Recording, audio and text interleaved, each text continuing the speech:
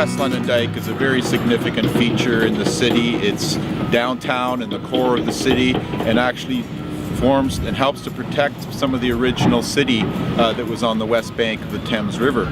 So the dike over the many years has been built up, starting after the settlement in the 1800s. Early dike construction was rather ad hoc, and they kept raising the dike as time went on and flood experiences occurred. And especially the 1937 flood that really showed the inadequacy of the system they had at that time. That by the time we get into the 1980s, we had the opportunity to start to rehabilitate the dike, certainly to extend its life. Now in the 2000s, we find much of that material and the deterioration of the materials of the original dike required a considerable rehabilitation. Where we're standing right now is about midway of the Phase 3 West London Dyke rehabilitation project in 2016 and 17. It's a section 280 meters plus that we're undertaking. We're standing at the toe right now of the wall that you see on your left, and the toe that was formed back in the 1980s to protect the other revetment that was here at the time.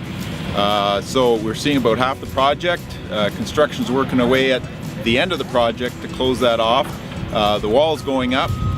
You see the top now. There's probably at least another 4 or 5 blocks to go on top of that to bring it up to the freeboard, to the level of the 250 regulatory flood, and freeboard on top of that to have some consideration for climate change and the uncertainty in design information. We're looking at the back side of the construction. At the front we have the Duralhold block that's pieces about 1.5 meters by 0.5 meter and 0.3 meters high, and they're stacked vertically almost. There's about a 10-degree batter, so it gently slopes back.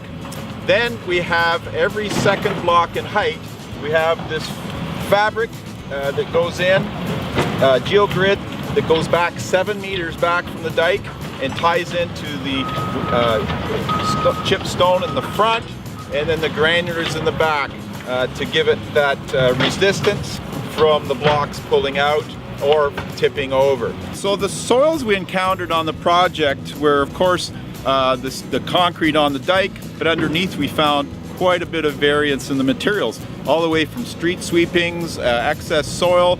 We also saw that much of the soil composition was dumped materials of other things, metals, bottles, that type of thing. This 300-meter, $3.6 million project will be followed by another 1,000 meters of dike replacement over the next 5 years.